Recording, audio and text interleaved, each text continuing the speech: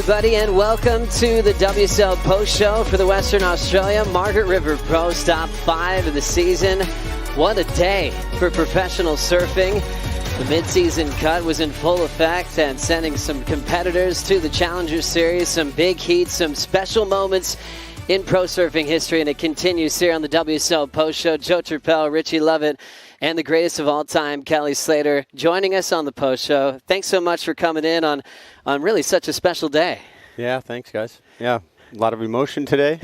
It's great. Yeah, watching you kind of fill up when you were talking to Stace Galbraith after your heat today was emotional for us all. You know, where are you feeling now since that chat you had after your heat with Griffin? Yeah, I look back at some of my friends who've retired, and I can relate. Well, maybe they can relate to how I'm feeling now. Just some relief, that moment of just like, okay, just there's no the sleepless nights with the pressure and stuff. I think I put a lot of pressure on myself still to this day. For heats, I have a certain expectation of myself, and I haven't been putting in the work and discipline, the hours in the water. You got to surf with lots of people and really figure out your boards in the wave and all that stuff. And I just, I did that for so long. It's just nice to kind of have that slightly in the rear view at this point. It's interesting mentioning the word retirement because I didn't hear you say it earlier. And there's some wild cards potentially for the rest of the season. I just want to know when to celebrate you, Kelly, and what to expect. Yeah, I mean, it's a funny combination because I was trying to get myself into the Olympics, and since it doesn't look like that'll happen in any reasonable sense, like about 10 people would have to get injured or something. I'm just like out there with the it all. That Nancy Kerrigan thing. Oh, I remember that. Yeah. No, but so that's other than that. The events I like to surf, and if I can get afforded those, I'm going to give myself a week or 2 or 3 here just to settle down and see how I'm feeling. But if those opportunities arise, there are a couple of events I really love, and as the future comes up, if those opportunities come up, I'll see how I'm feeling. Chatting to Ross Williams, Kelly, a little earlier, and he was just saying that you guys are on a bit of a text thread, and he actually just said, thanks for inspiring us all these years at 52. You're still doing it, still mixing it up with these youngsters on the tour, and while you say that you sort of came off a little bit, it still felt like that competitive desire was there all the way up to this heat that you surfed today. Yeah, well, it's autopilot. I mean, I know how to get in that zone, and this morning I went, all right, fight for the position with Cole and Yago.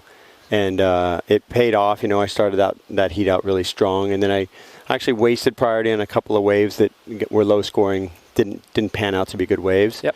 And but competitively, I was good in that heat. The heat with Griff, I just got kind of caught in a hole because the ocean did die. The wind came up. And I was imagining a 7 or an 8 was going to come when the best wave was going to be that 6 that Griff got. And I let him have it, So little mistakes there, but you can't predict what the ocean's going to do. You got to be in that moment and have an idea of what's going to come. But look, I mean, I've been competing for 44 years.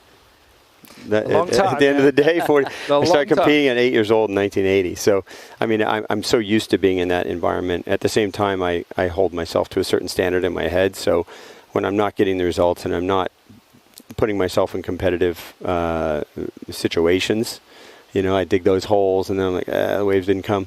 You make your own luck, and I haven't been doing that the way that I am used to doing. You won pipe just the other day. That's really recent. But more recently, I've been hearing you kind of allude to this idea that you can kind of feel the end coming. And I've never heard you say that before, because I've heard you really commit to the tour and knowing that you can beat anybody on your day, which we believe.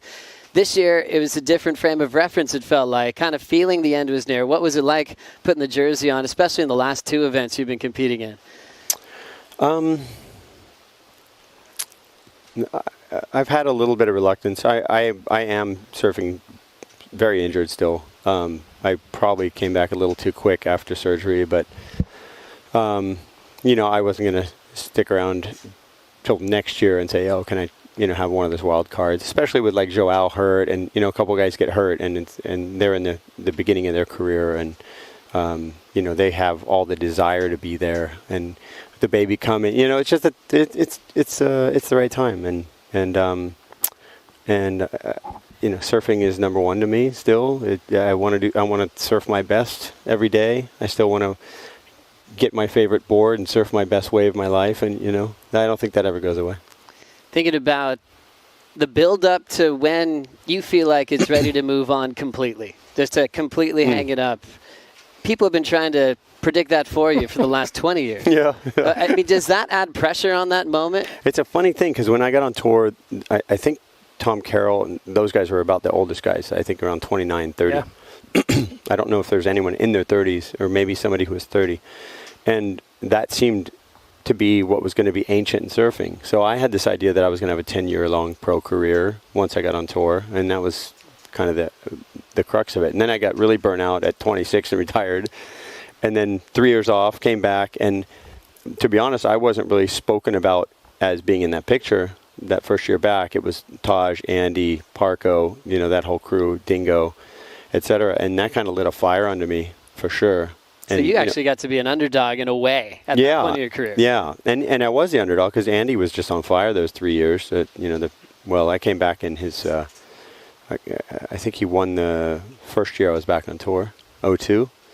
And he kind of started his reign then, and that got me fired up. And then losing so closely to him caused me, it was really like a heartache for me, as you might have seen in Blue Horizon or whatever. It was tough. And the next year I really didn't even try. I mean, I wasn't, my heart wasn't in it. I was like, that hurts too much to lose that close. And then in 05, beginning of 05, I said to Parco, I said, which one of us is going to take this thing? Come on, let's go. I think people forget, too, because Andy won 3 straights, but he was runner-up to you the 2 years that followed. So Andy went 2002, 3, 4, and then he was runner-up to you in 05 and 06. Yeah. So that was that rivalry was still hot. Yeah, and then then Mick got in the mix. Then he won in 07, and and then me and Mick kind of went back and forth a couple, and then it was it definitely lit a flame under me, and I felt like that really gave me a lot of longevity because I knew I could dig it out of myself. Yeah, Kelly, I just want to touch on. We could talk for hours about all the things that you've done over your career, but I mean, you've changed the sport significantly. You did it with board design, how you approach the waves. What is it about your legacy that you're going to be most proud of? I'm not sure. I don't know. I mean, I'm really pleased to have added to those things. Yep. Like I really went all the way in on 4 fins, for instance, and no one was riding them. And and I got that. But I thank Simon Anderson for that, because Simon made me my first 4 fin was in like 1985 from Matt Keckley, but I didn't stick with him. And then Simon made me one in like 03, and I loved it. And so that kind of got me like on that. But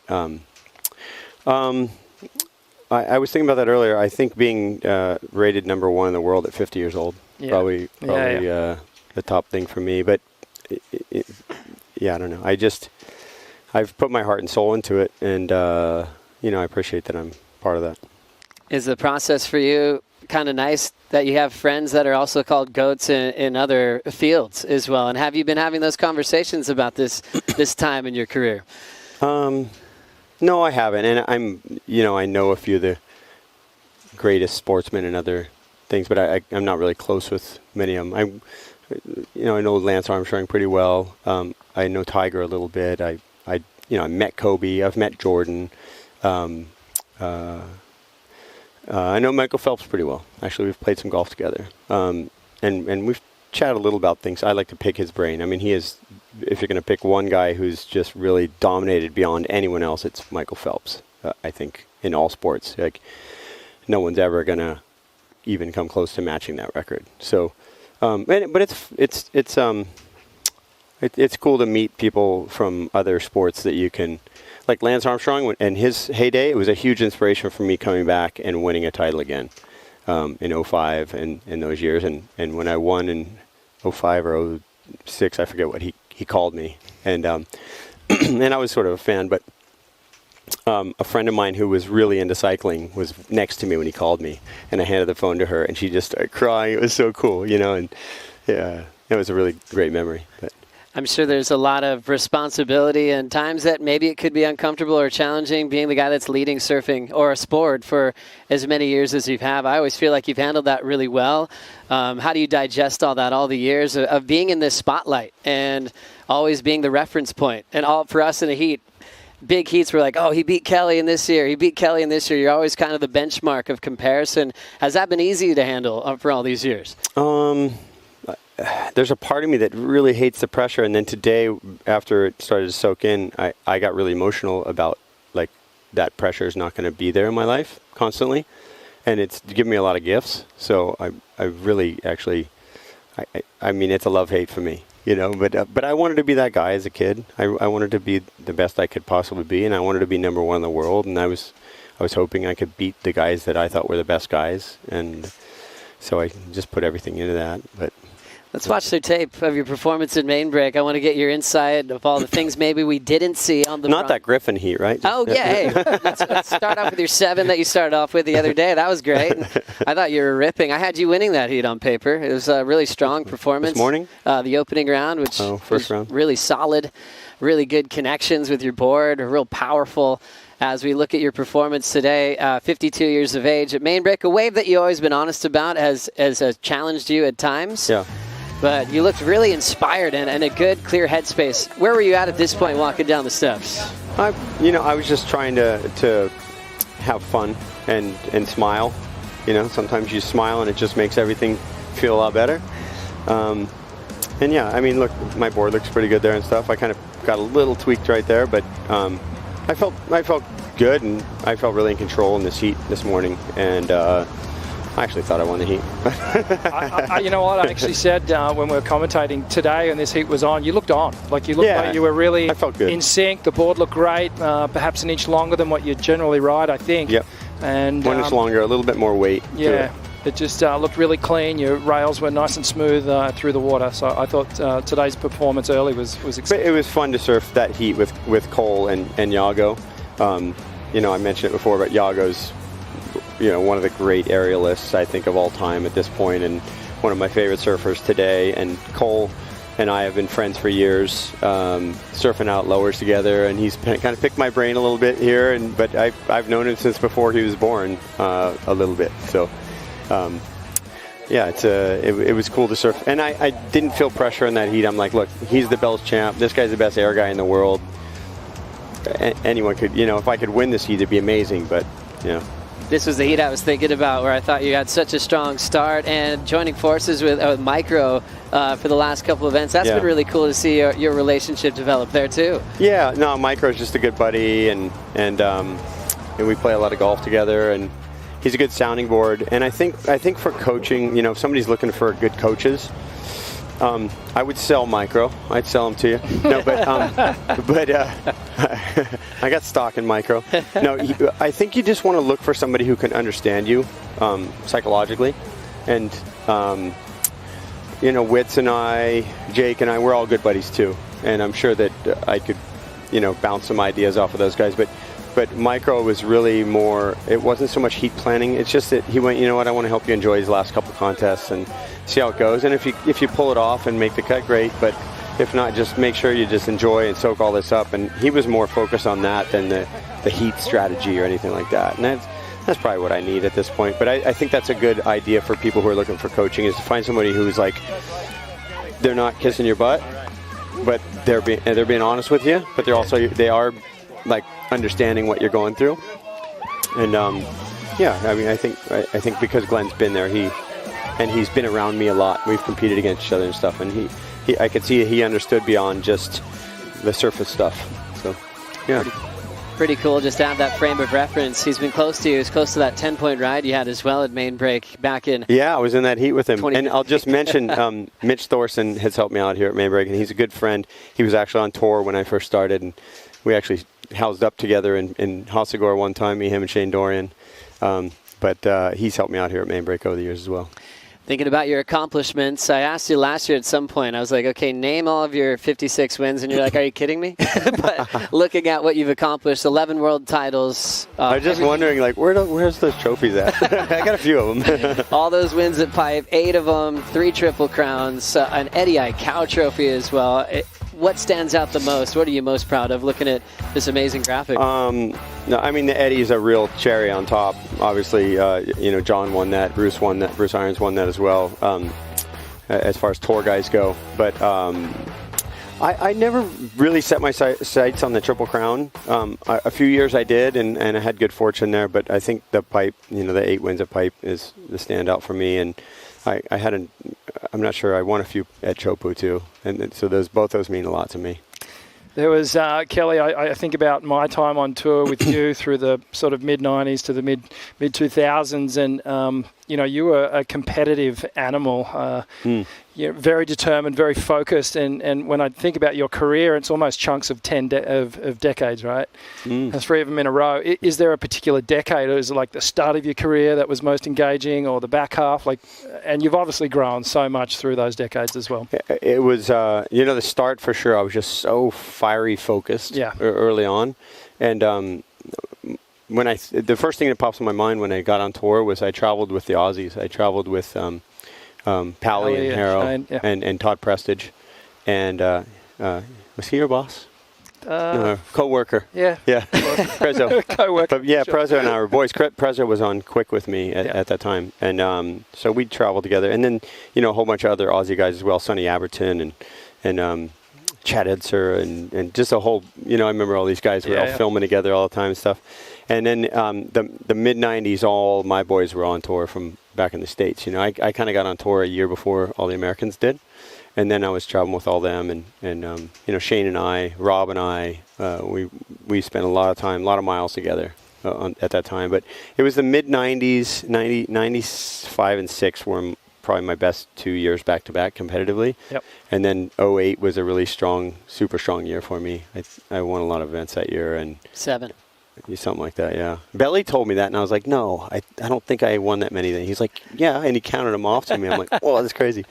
But, so I had like a real resurgence there. And then, this last decade's been, here and there having a contest. When I won Chopu, I won Pipeline.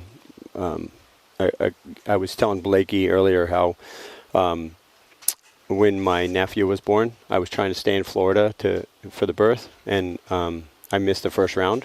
And the day I won, I told my brother, I said, I'm going to go get that trophy for your kid. And I beat Mick in that final. And I just had absolutely zero fear. I had zero doubt I was going to win. Wow. I just had this higher power. And my little brother's son was born, and Barracuda, who was one of the leaders in the village, kind of like Drew Koo. Yep. Barracuda was one of the elders there, and he passed away within a few hours of my brother's son being born. And I won the contest all in this one daytime. Wow. And so that was a really, and then I got cheered up on the island by all the Fijians and all the women in the kitchen and stuff. And that's one of my favorite memories.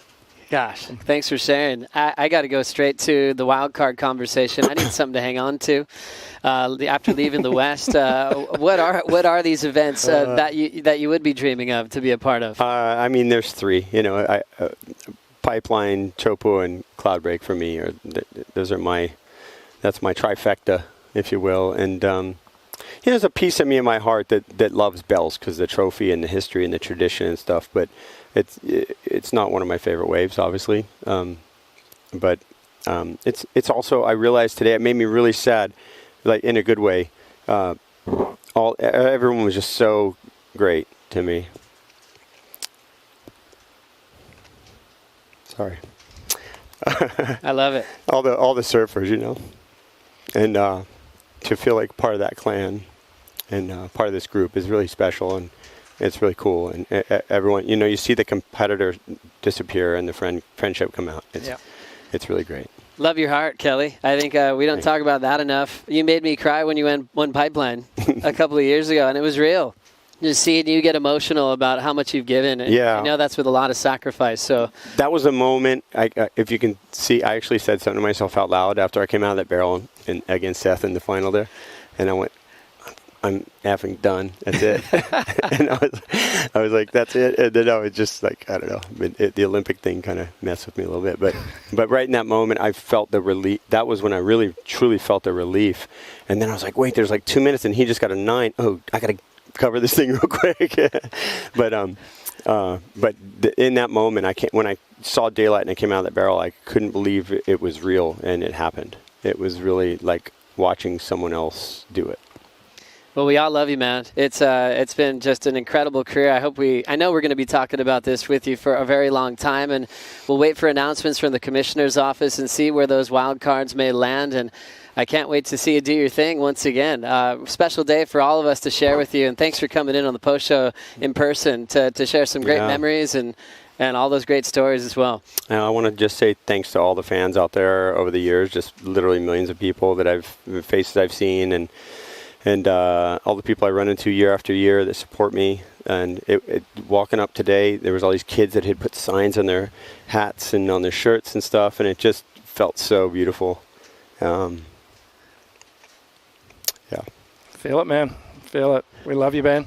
Thanks for your contribution. Thanks for your contribution, Kelly, to surfing, everything that you've done, the enjoyment that you've given all of us through your competitive exploits, through traveling to remote places, to changing the sport, to to where we are right today. We wouldn't be here without you, man. So we honour you. Thank you. And obviously, there's many more years of ripping and shredding ahead of you, man. Yeah, there's a million thanks I got to give, and I won't think of them all right now. But also everyone on the tour, guys like Renato and Al Hunt, people who've dedicated their lives to this thing to keep it running for us and to create this place for us to go and display what we surfers have.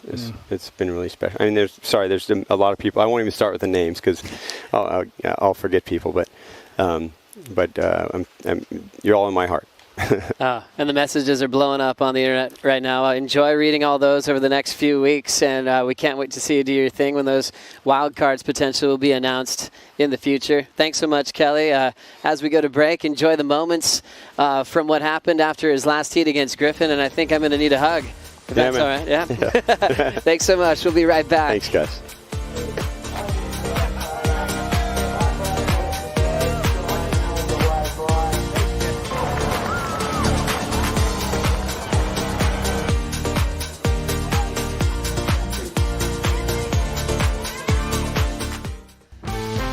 There's that beauty of the West, still enjoying the WSL post-show vibes, just hanging out with the GOAT. An emotional moment there as he is waiting for his next step, hoping for wild cards in the future at his favorite venues around the world. Well, where the last heat was Jack Robinson, and he caught up with Stace. Jack, no doubt that aerial game developed in the West Oz, but you've been keeping it pretty sharp on the East Coast with all those jet ski sessions. Yeah, for sure. I grew up in this wind, so yeah, when it gets windy here, we don't mind it.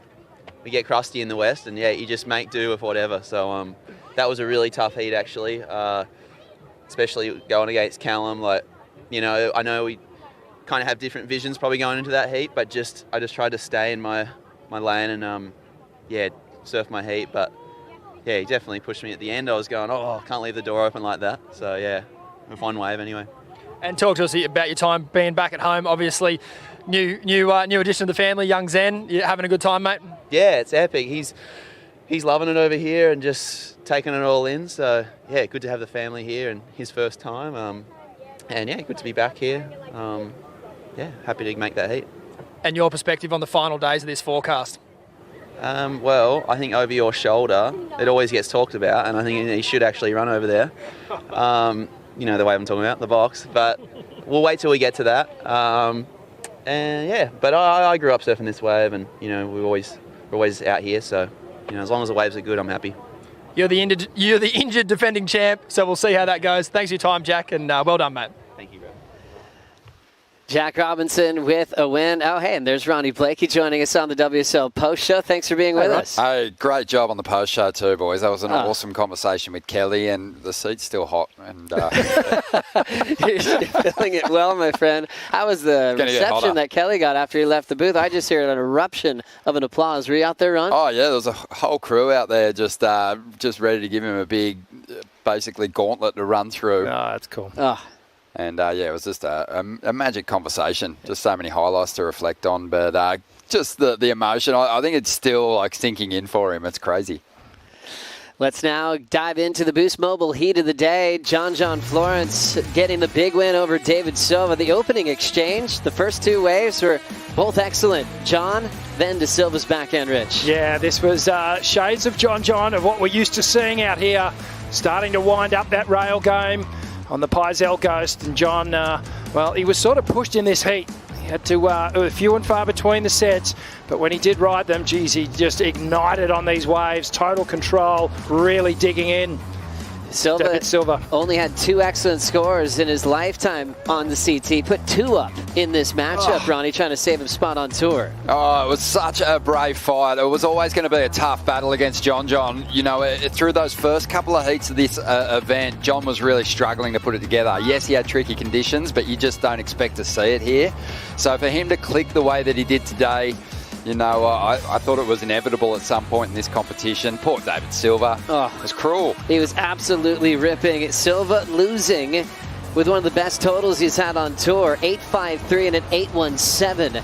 As now he's sent to the Challenger Series once again. This is amazing surfing from David Silva. For me, it was power versus placement. You know, really good surfing from David Silva here. Precision, timing in the lip, but just the strength and the power turns of John, I think, got the edge. John up to 46 excellent scores at Mainbreak Margaret River. He had the pure joy of just seeing great conditions here at Mainbreak. Ross was proud that he handled that test of being patient incredibly well as he's gunning for a 3rd event title at the CT level, 4th all-time when you had his QS win back in the day. And we'll be watching Silva head to the Challenger Series. He did survive it last year. He's an absolute warrior, and by that kind of surfing, he's still surfing at the top of his game. So we wish Silva the best of luck, best of waves as he'll head to Snapper Rocks to kick off the Challenger Series. And just saying Snapper on the CS, you're just remembering how good our tours are, and that backhand will be really valuable on a wave like that run. Oh, he's just going to be going vert all the way down the line. He'll be so hard to beat. He's just a machine. His backhand's lethal and clearly tapped into a bit of form. Yeah. Let's now focus on the cut and who made it today, because that was absolutely massive. Look at all these survivors taking the top 22 from here for the rest of the year and the start of next year as well, Rich. So a lot on that list. Wow, plenty of good names there, and one sticks out for me. Gabriel Medina, we didn't know what he was going to do coming into Margaret River, but he's just surfed his way out of trouble with an incredible performance. Imai Kalani DeVault, Italo's also saved himself. He was right there with Gabriel as well. And Manny McGillivray's hung on as well. So some great names there, and obviously the top echelon as well, who we've been talking about quite a bit. And we've got 19 there. So we take the top 22. So 20, 21, 22, 3 spots left. All Pupo matchup coming up in the next round. There's a few big names waiting to see if they'll be in those final 3. Yeah, it's going to be intense, like today, but not much to sort out. Obviously, that Pupo heat's going to decide who one of the surfers are to be relegated. That's going to be pretty intense. The 2 brothers battling it out. This is the tough list. You're trying not to end up on this when you're on tour. Stop number 5, the cut. Kelly falling off earlier today, losing to Griff. David Silva, we saw that in the heat with John. Will Cox, that was a frustrating heat. He had the single high score of an 8.5 in that loss today to Liam O'Brien. And Federico Moraes just got himself back on tour. That was emotional. Eli Hanneman, the rookie sensation, back to the CS along with his good friend Cade Madsen. Ian Gentile, that was a heartbreaker as well. And Caltex, the guy that made the final at Bells, the 10 at Super Tubos, that working man's hero, will be back on the CS at Snapper Rocks. Yeah, so just looking at the list there, 3 rookies have found their way off the tour after only 5 events, so they'll be back to the drawing board, back on the CS. But I feel like going back with more confidence, having had the experience of surfing on the tour for a few events anyway, that does wonders for a rookie, coming on tour. Certainly does. As we focus on the Surfline Forecast, knowing that we still have the round of 16 on deck for the men and women, knowing that today was looking pretty solid to get things started. Tomorrow there's some options, but everyone's talking about the weekend right now. Yeah, a lot of hype for the weekend, but I'm not convinced. I reckon we should come and check it out tomorrow morning. I think some of this residual swell that we've seen hang in there for most of the day today, I think it's going to stick around. Talking to Jake Paddo, the local, he seems to think that we're a good chance of running some heats tomorrow morning. So we'll be back to check it out, and then this larger southwest swell with a big period on it starts to show up Saturday evening or Saturday afternoon, and then into Sunday, which is looking really, really solid. So you can see here Wednesday through to Saturday, 4 to 6 foot faces on average, which translates to kind of shoulder, maybe head high sets. But whether it's going to be contestable enough and enough waves, we're not too sure. But we'll come down and check it out tomorrow morning. Sounds like Jack doesn't mind. Ron, box or main break, he's ready to rip. Yeah, he's going to be deadly at main break. He might be near unbeatable out at the box if it moves over there. That's probably why he's gesturing to check out the box.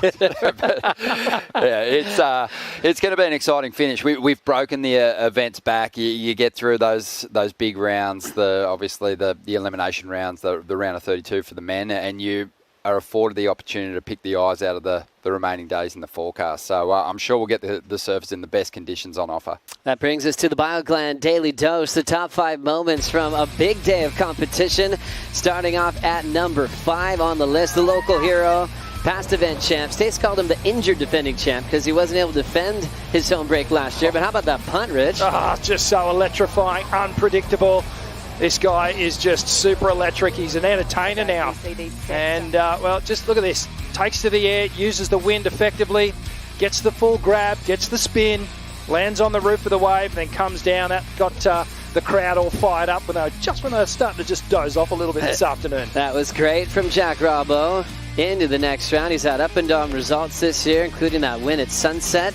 Number 4, how magnificent was this man, Gabriel Medina, Ron? Just an absolute head scratcher to see Medina where he was on the rankings at the moment coming into this event. And we knew that, he wasn't guaranteed to be on tour, but his form just suggested that he's in title contention mode.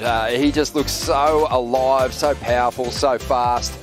And just obviously very comfortable in his post-head interviews. Excellent scores for him. Number 3 on the top 5, John John. Oh, yeah. Medina and John have a matchup in the round of 16. God. Get your head around that one, Rich. No. That is a giant heat. And if these guys are laying down some of the action that they did today, it is going to be an absolute ripper. So John back in form here. He's starting to find the rhythm. The sets are starting to show up for him as well. So let's just hope that is a wave-riddled affair between these two monster competitors. About 25 minutes he had to wait in between those excellent scores, Ron. Yeah, amazing performance from John. Really has clicked back into that magic form. That he, God, we could spend an hour talking about that. That's going to be huge. Number 2 on the top 5, the Pupo brothers are going to have a pretty dramatic matchup. Yeah, this is going to be fun to watch. The brothers are, I bet they're not stoked that they're competing against each other, but surely they're going to have a good time anyway.